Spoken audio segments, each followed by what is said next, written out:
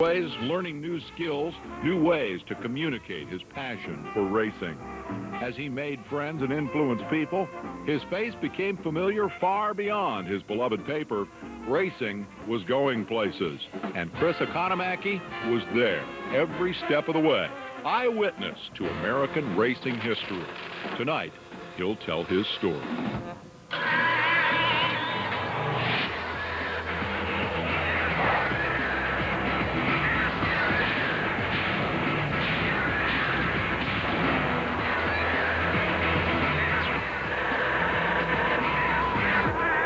This special edition of Wind Tunnel with Dave Despain is presented by CarQuest. Hi, I'm Dave Despain. Welcome to a special edition of Wind Tunnel presented by CarQuest. Now, there aren't many people in this racing world to whom we would dedicate an entire hour. Chris Economaki is one of those few. Think about it. For anybody to have worked a job for 72 years is pretty amazing. When that job is covering racing, covering it in print in the pages of National Speed Sport News, calling the action for the grandstand crowds as one of the most colorful track announcers ever, or analyzing it on the tube since the earliest days of televised racing. Well, suffice to say that anybody who's done all that is pretty special in our opinion, but I don't expect you to take my word for that. Chris Economaki wrote the book on what we do. He could take the average fairgrounds in America and turn it into a place of magic for 2 or 3 hours. There's still some reporters who will ask the tough questions, but Chris had a way of doing it, that he did it with style. It became sort of his trademark. Chris is a really interesting character. He is a genuine, certified personality. In a world where so many people seem to be made of jello, he's made of really interesting material. He says interesting things. He has lived an extraordinary life. Even a guy who's won, 50 next up races sort of looks at Chris and says, man, that guy's done a lot. It's fascinating to me that I'll bring up a topic to Chris and he'll tell me all about it because he was there. There's probably no human being in the United States that has a passion for motorsports like Chris does. He's a true icon in the sport of motor racing, not to be ever be emulated. High praise for a man I've wanted to interview for a long time. Tonight I get the chance. I'm fired up. How about Chris? Have you had time to get ready? Are you prepared? I am always prepared. I don't waste any time getting ready. I stay ready. When we return, a delightful trip through 7 decades of racing history and surely at least one Economaki impression. Tony. Wind Tunnel with Dave Despain is presented by the 3,400 CarQuest Auto Parts stores across North America. CarQuest, the professional choice. And brought to you in part by Edelbrock. Proven performance. Get it at edelbrock.com. This is how we start on things. It's a quarter-mile drag race, 3 out of 5, and everything else in between there is negotiable. The deal is when you sign, you got to have a car to hot lap, brother. 3, 4, 5 at the bottom. How about that? Now you're backing out. Come on. I came here to race. I didn't come here to get killed. 4.5 and we got a race. No. Take it or leave it. Do we have a race? Do it. Fire them up. Lose the race, lose your ride. Biggs returns July 12th, exclusively on Speed.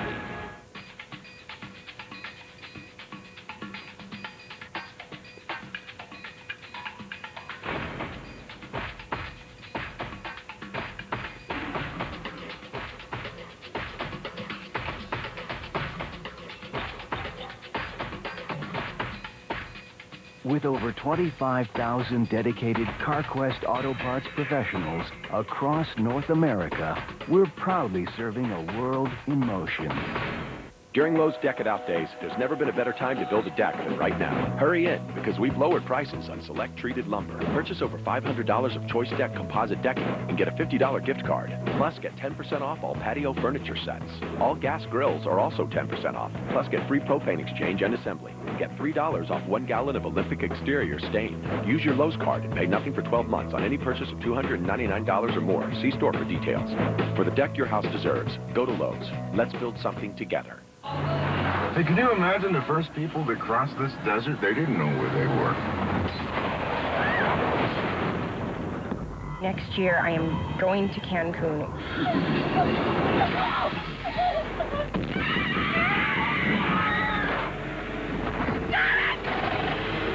What do you want from us? Mister, would you play with us? The Hills Have Eyes, unrated, Tuesday.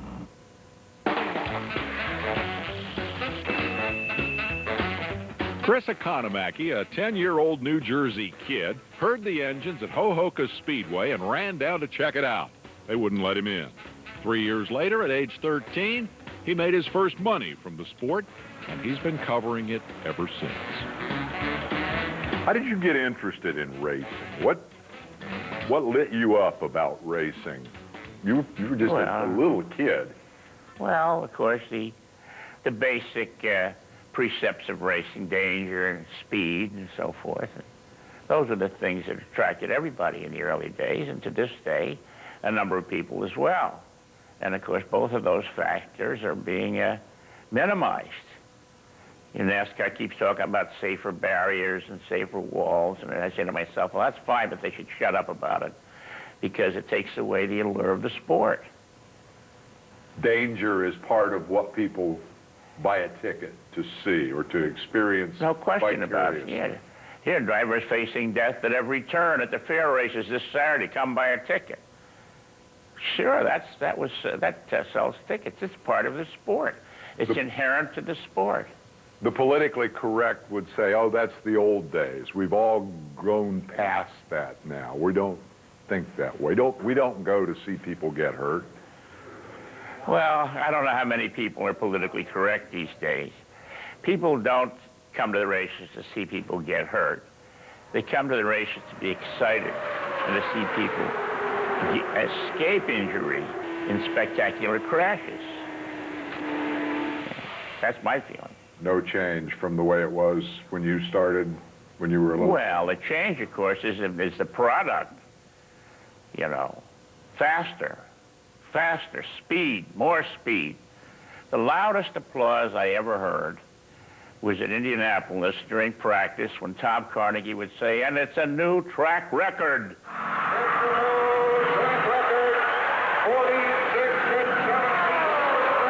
And the roof would come off the grandstand.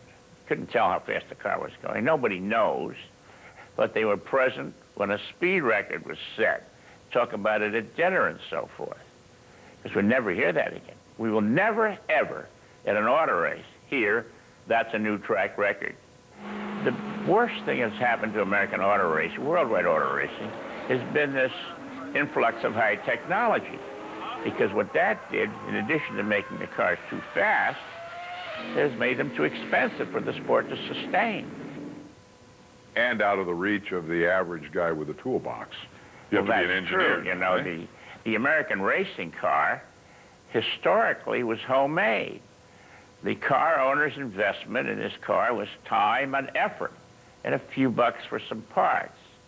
Johnny Gerber came east with two cars in the early 30s. He had made a cylinder head himself for the Chevrolet. He's a farmer from Iowa, and he didn't like it, so he was a single overhead cam head. He made a double overhead cam himself in his barn in Iowa, and it blew everybody off. It had huge valves, I remember. To me, it was intriguing. And then technology arrives. And this part that he used to make, he can't make it, he has to buy. And from whom does he buy it? Some aerospace company that's used to dealing with the government. Carbon fiber, Kevlar, space-age materials, and the cost is exorbitant. It's an incredible transition in this sport we're in. Economaki's opinions are grounded in history and experience, and that has a lot to do with a happy geographic coincidence. For that story, we visit the Patterson Museum in New Jersey.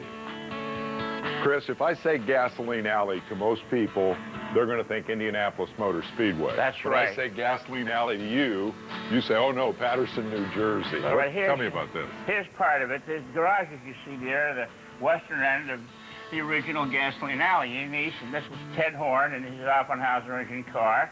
Horn was a big name in American racing before the war. won a lot of races, and get Patterson a lot of publicity for being headquartered here.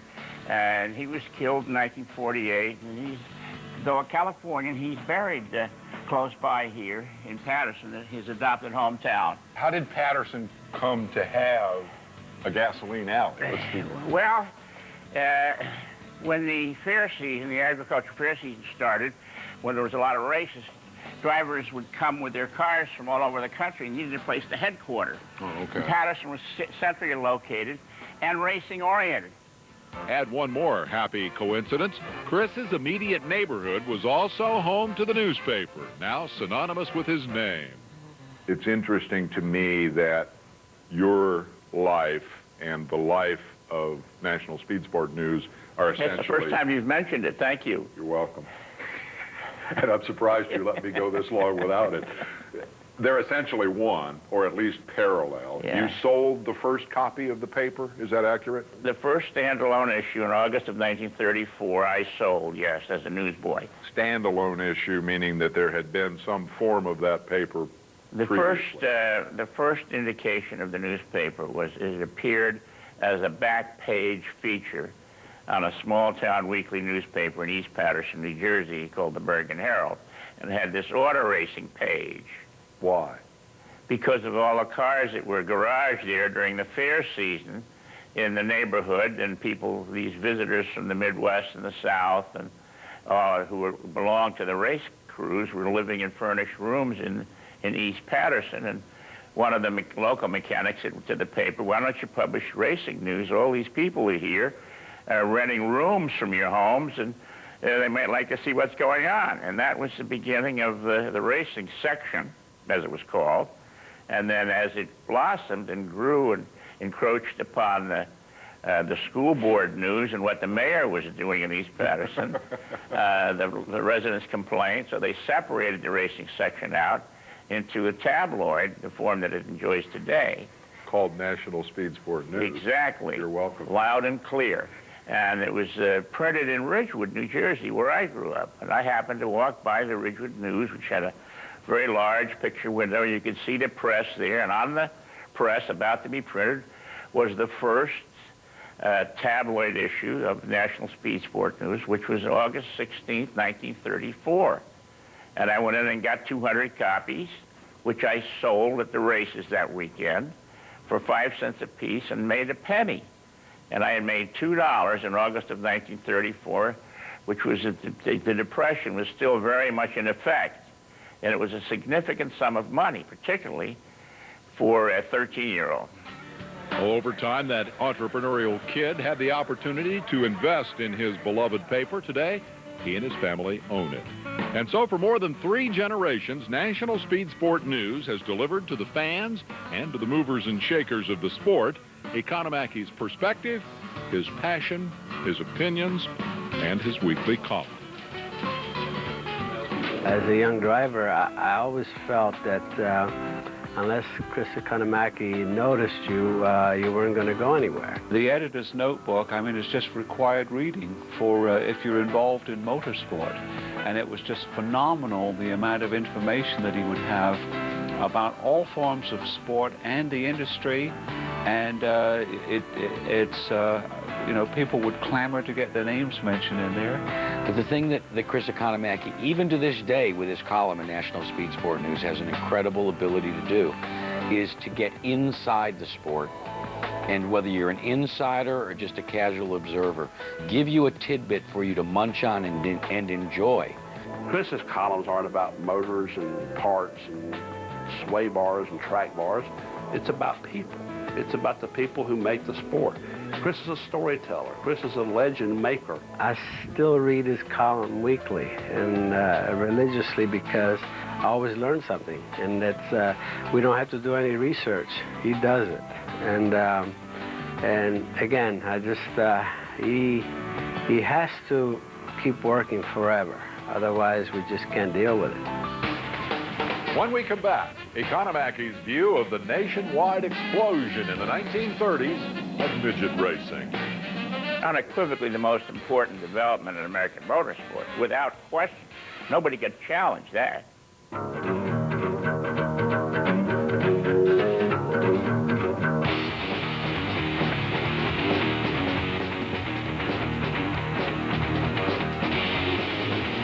What's the difference between Honda performance on land and on water? Absolutely nothing. The AquaTrax, pure Honda performance. For monthly payments starting at $99, visit relief.honda.com or ask your Honda dealer about Red Hot Summer Relief. Some race, huh? Oh, yeah. You should have seen it. He got just a little bit loose coming off of turn 2. And going down the backstretch, I got right up on his spoiler and we started off into turn 3. He got loose and just lost it.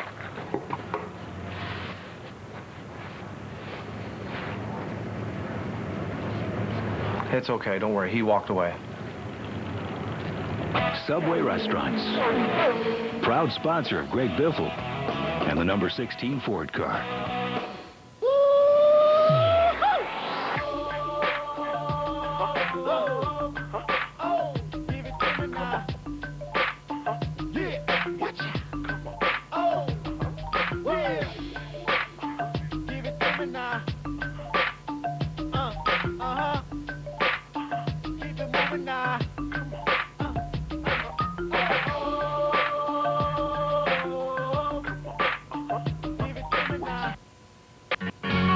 Did you know that there are more than 1,500 Cox employees ready to serve you?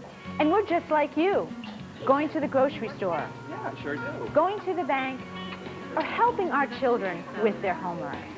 Cox employees are part of the community. So if you see this badge, ask us about our latest specials or about our newest products and services. We're here, we're local, and we care.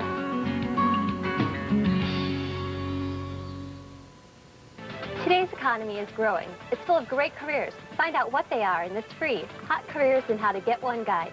Someone is here to take your call and tell you how to get your career guide. It's packed with the info you need to decide which career is right for you. Call Gibbs College to find out how to get your free career guide. Operators are standing by. Call 888-257-6601. That's 888-257-6601. Call now.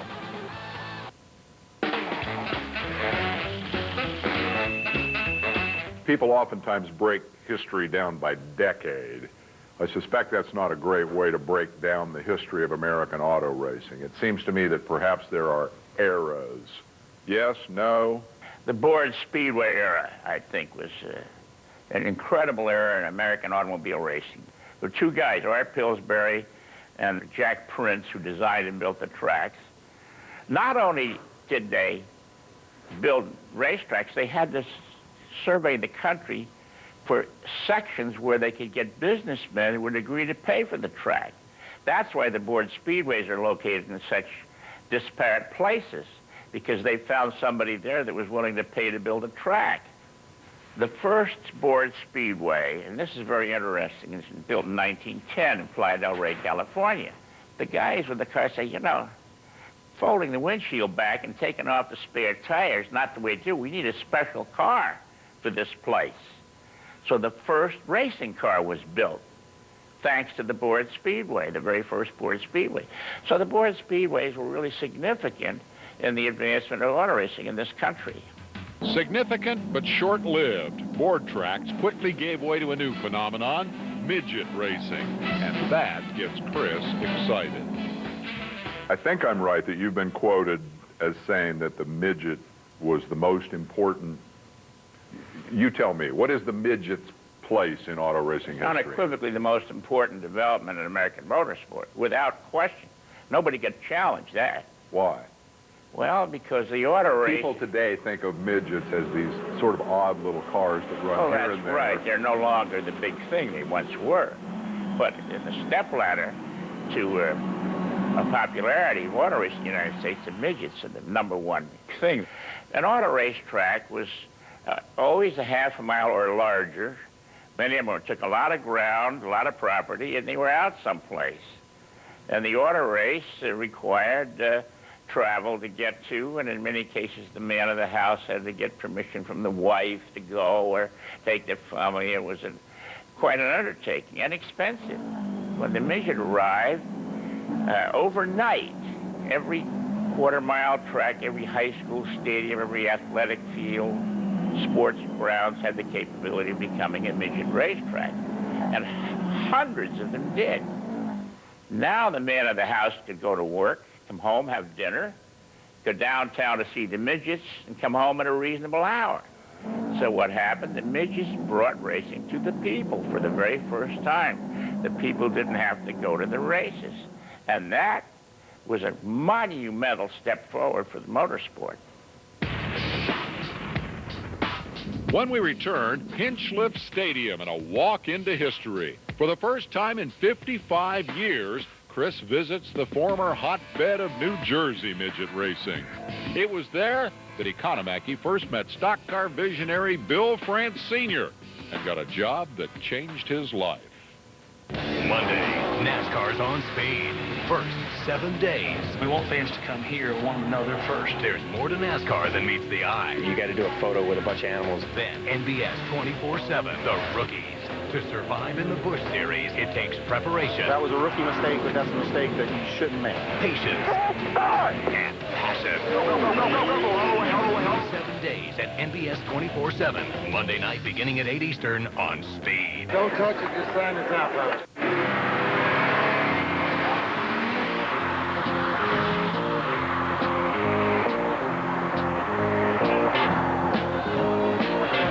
A 7-speed automatic transmission, a 268 horsepower engine. Start a summer romance that lasts a lifetime. In the New Jersey Register of Historic Places, Hinchliffe Stadium in Paterson is listed as home to the New York Black Yankees of baseball's Negro National League, a high school sports stadium, a boxing arena, and a midget auto racetrack. When was the last time you walked through this gate? 1951, I think, yeah. 55 years ago. Thereabouts, yeah. And you haven't been back since? No, in fact, the wall, oh no, there it is. I thought it was gone. It's still there. This was the racetrack. Right. This was turn 1 of the racetrack here. It was a lot smoother than, what a distressing look. This has got to be the graffiti capital of the eastern United States. Incredible. Seats 10,000 people, and night after night was packed for midget racing. Tuesday and Friday nights, and great racing. Now, what a distressing look this is now. Sad, really sad. And in 1950, I knelt down in this infield with Bill France. I had started to become known as an announcer, and Bill France wanted me to come to Daytona, and we knelt down on the grass. Let's clarify why you weren't kneeling at the feet of Bill France. Because we didn't want to have the obstructive view of the people.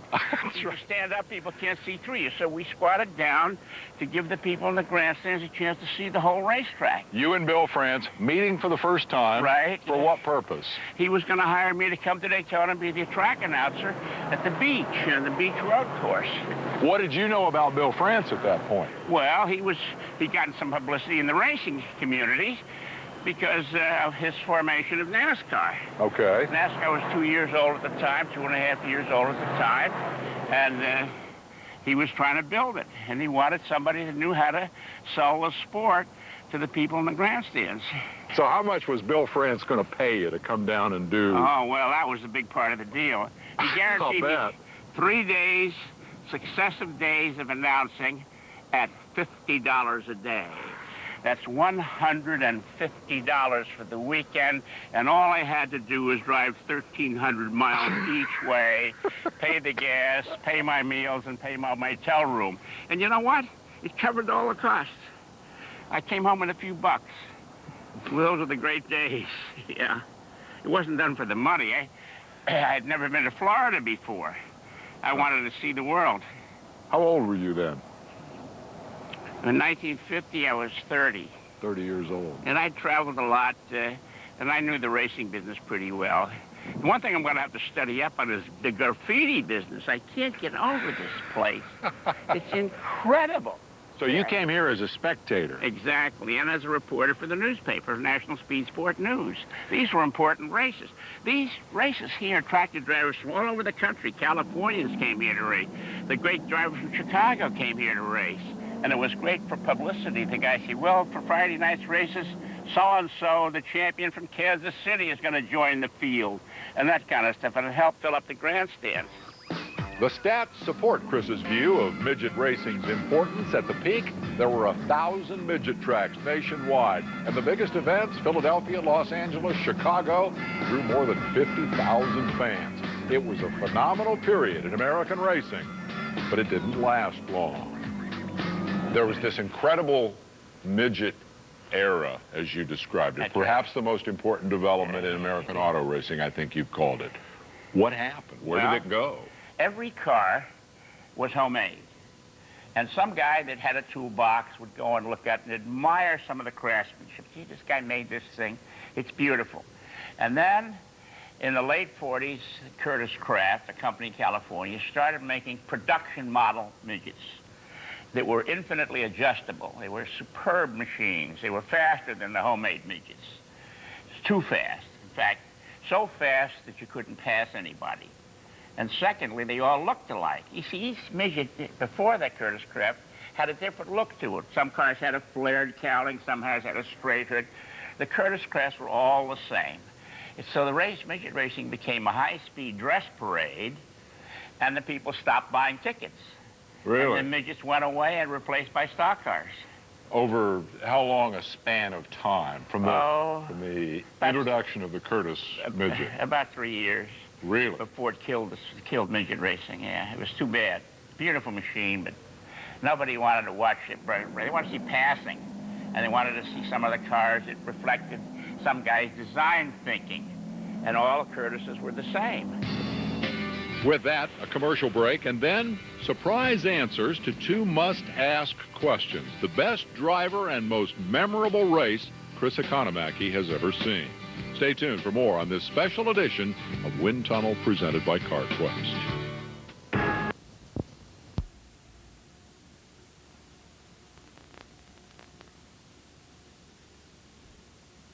Steve Stricker, Colin Montgomery. Action. Everybody, every driver that any contemporary race fan could name, and many, many more. And of those, am I correct that you identify a midget racer as the best you ever saw? Yeah, well, of course, he later on became a big car racer. That's correct. Bob Swanson from Los Angeles was the finest race driver I ever saw button a crash helmet. No question about that. Why? Well, he understood the car, he understood the track, he understood the rivals, he understood his tires, he understood his engine, he knew what he could do and he knew what he couldn't do, and he did it well. Better than anybody, better than Foyt, better than Andretti. Let me give you an example of Bob Swanson's ability. In 1936, he was an accomplished midget racing driver. The Vanderbilt Cup race was programmed at Roosevelt Raceway on Long Island. It was a zigzag, pretzel-shaped road course with too many turns. The Europeans all came with their Alfa Romeos and Maseratis and British ERAs and everything. And a California car builder who was famous for his midgets named Danny Hogan built a car for that race, and Swanson drove it. Well, it couldn't match the straightaways. He didn't have the right kind of transmission. But in the turns, he would pass Tazio Nuvolari, who won the race. Nuvolari and versus Swanson. Bob Swanson would go by Tazio Nuvolari's Alfa Romeo in the corners, and Nuvolari would overtake Swanson, and it would happen over and over again. And when the race was over, Tazio Nuvolari, the famous Italian who won the race, sought out Swanson to tell him he was the finest driver he had ever encountered on a racetrack in his career, which is quite a testament, I think, to Swanson's greatness. The U.S. visit to Monza, Italy in 57 and 58, where I was the English-speaking announcer, was an incredible day of motorsport, both days. You could see there, watch the Europeans marvel at the American drivers' competitiveness and so forth. That sticks in my mind because there's a certain degree of patriotism involved there, just because the Europeans up to that point had always looked down on American racing in this country because it was oval tracks and, you know, that's not real racing. Road courses are the answer. But when the Americans showed up at Monza and the Europeans couldn't hold a candle to their abilities, it made it a good race. It really did. And some of the things that happened there were so memorable. For example, Jim Rathman won the last race. there, and Alec Ullman, who was the promoter at Sebring, he was very internationally connected, and he was involved in the officiating crew there for some unknown reason. And he had a friend whose name was John Bouse, an obnoxious guy. And he is standing down there on pit lane with a checkered flag, and Rathman wins the race, and he's coasting towards standing. Of course, what nobody knows is he didn't have any brakes. And so Bouse is standing out there telling him to stop, and Rathman runs into him, knocks him ass over tea kettle down the track, and he's stretched out. And Rathman gets out of the car, rushes up, not commiserating with him about it. You dumb son of a bitch, what do you stand in front of a racing car for that has no brakes? And he's lying on the track. I'll never forget that episode. It was the closing episode of American Racing at Monza. Was the winner of the last race giving hell to some dumb executive who didn't know how to get out of the way. And there are more great stories to come, including my favorite about AJ and Economaki's role as a pioneer in motorsports television.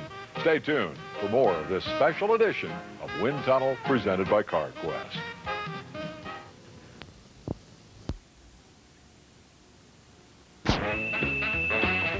When he wants to talk to you about something, you can hear him because it's like, Tony, what do you think about this?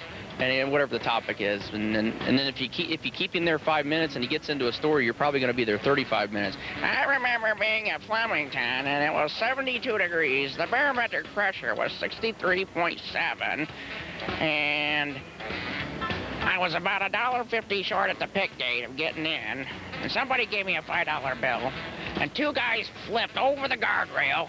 One burnt, cut off his little finger, and he came back, put a tie strap around it, and finished the main event later that evening. Finished third. And that's just stories that he's got all day long. So he's just cool. What do you think of Tony Stewart? Tony Stewart, to me, is the ultimate professional driver. He grew up in open-wheel cars, which are much more difficult to master than a stock car. He took that talent to stock car racing. He knows tracks, he knows cars. Stewart is the consummate American racing driver in my book. To me, the underlying problems NASCAR is facing now is the incredible cost of taking part. You know, the advent of technology has raised the cost of today's racing machine to astronomical levels.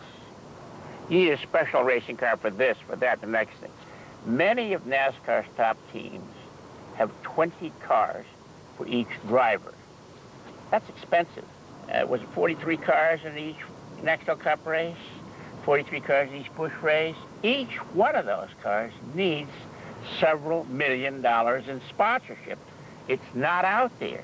That's the problem. The cost of taking part in racing today is so high that you have to have sponsorship.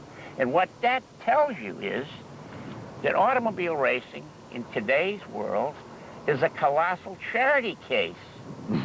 And there's not enough givers out there. That's the problem. When NASCAR began, each team had one car. I can remember the day that somebody brought two cars to a track. It was the talk of the pits. Mario Andretti and A.J. Foyt will always stand out. They're both great drivers, and they both wanted to outdo the other guy, and they didn't particularly care for one another. They shake hands and say hi when they see one another, but they don't go to dinner together. Which one's the better driver? It depends on the day and the track and the car. Yeah. Really. So there wasn't much to choose between the two in terms of just ability to drive? Foyt is one of the luckiest guys in motorsport. And Mario, unfortunately, is one of the unluckiest guys in motorsport. But Mario won the World Driving Championship, and A.J. Foyt won the 24 Hours of Le Mans. And somebody's going to try to decide which of those two triumphs is paramount, you know. Mario Andretti tried until very recently to win at Le Mans so he could claim superiority over A.J. Foyt. What does it take, what will it take, or can this happen, to return the Indy 500 to its former, yeah, maybe you would argue that it's still there, to its former greatness? I think the prevalence of American drivers. There are too few American drivers. The Indy Racing League needs to embark on a diversity program to bring in more American drivers. Count on Economaki to bring a little perspective to the day's racing issues. We'll have a whole lot more of that kind of thing when Wind Tunnel, presented by CarQuest, continues. Get ready for a summer.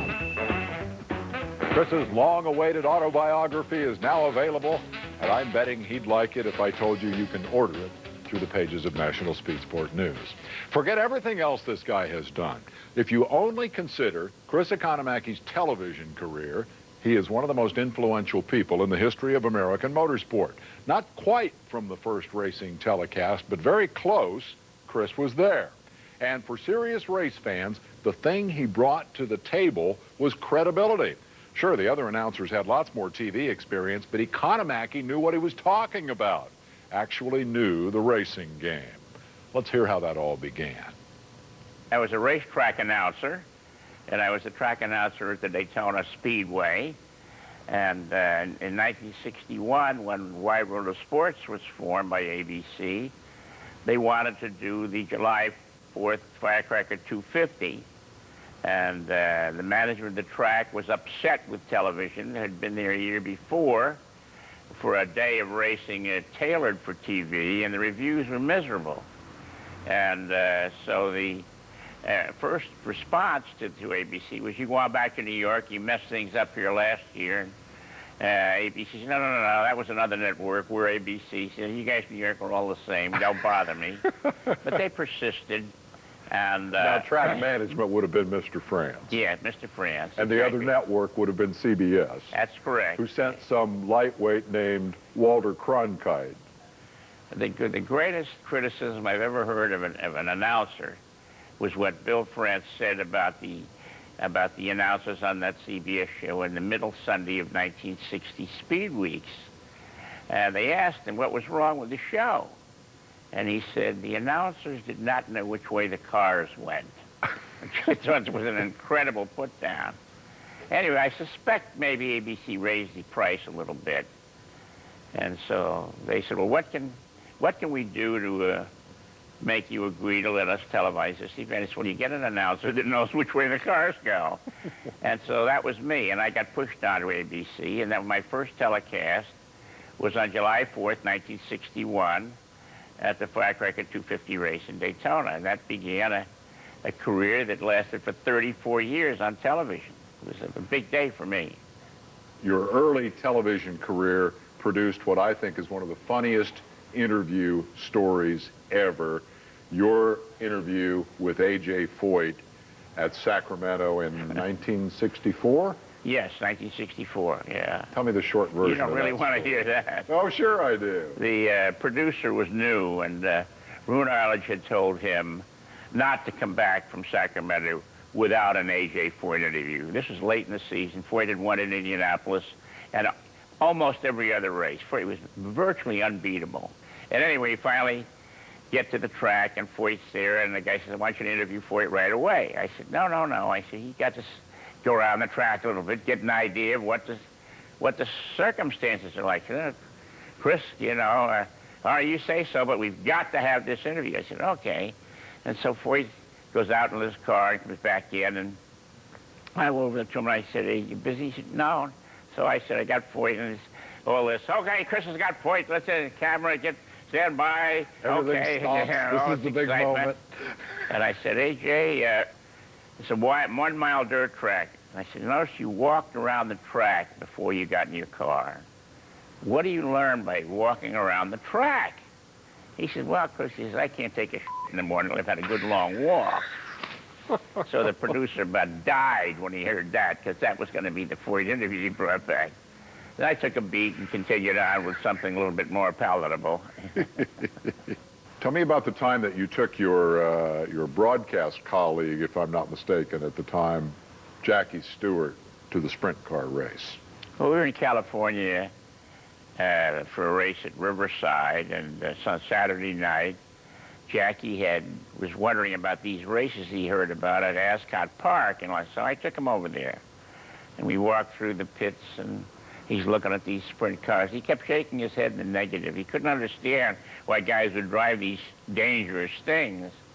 And we walked past A.J. Watson's pit, and A.J. says, "Hey, Jackie, I got an open cockpit here. You want to drive?"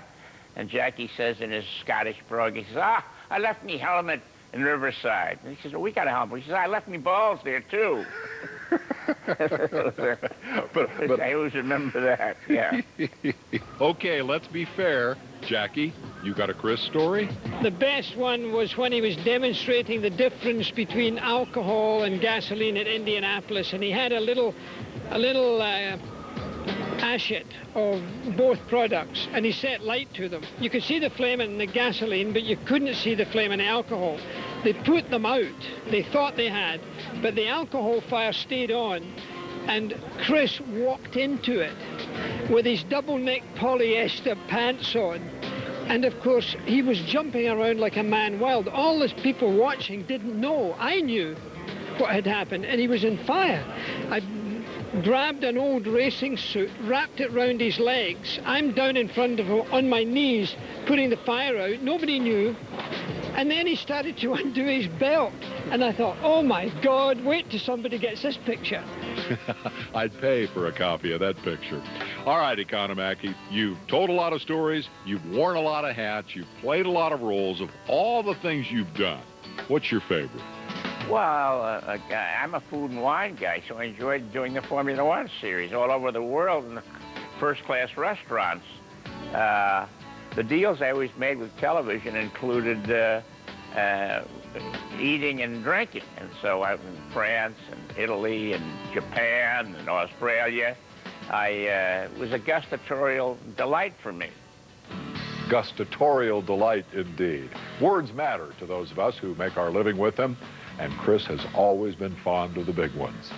When we come back with this special edition of Wind Tunnel presented by CarQuest, my favorite example of how Economaki can take racing's big picture and boil it down to a few well-chosen words. Wind Tunnel with Dave Despain is presented by the 30... He's an icon. That's what I think he is. He's in his own way in this sport. Chris Economaki is truly an icon. He's in a league by himself. Always was. He's the one that wrote the style book that to this day we should aspire to. There are few people in motorsports that I respect more than Chris. I respect him for his dedication to the game. I respect him for the contribution that he makes. And more than that, for being a friend. If there's ever a guy who lived it all the way to the end, I'm pretty sure that's going to be Chris Economaki. And with that, time for one last passage from our long conversation with Chris. And I chose this one because it typifies not only his depth of knowledge, but also his profound understanding of the history of racing in America. After all, he was there, not just observing, but taking part. Auto racing from the early 1920s through the early to mid-50s was the salvation of the agricultural fair in this country. The county fair, the state fair, the regional fair, all had an auto race day, which was always the biggest day of the fair.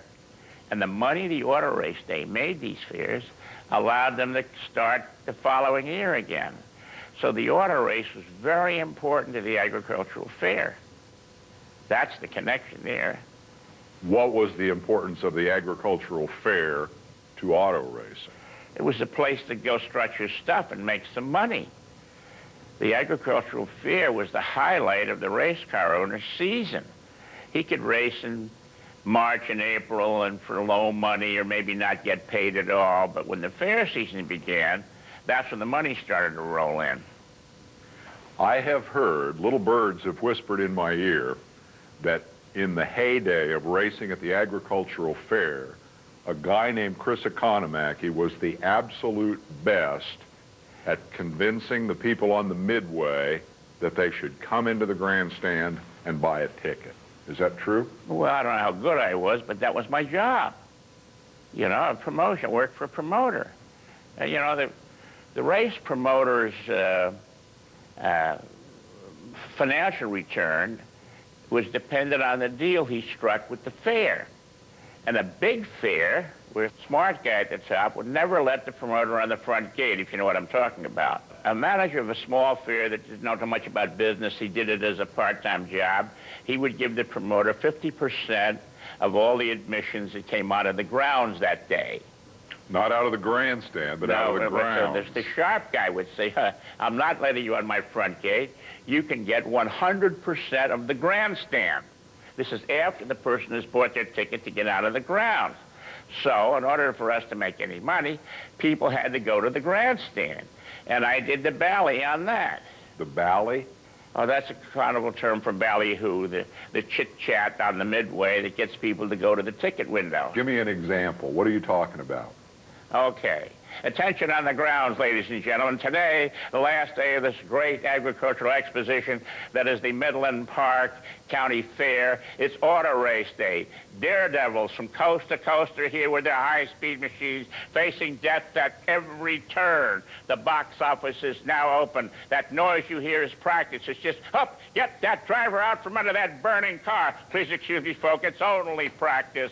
Get to the grandstand now. The races begin in a half an hour. That's bally.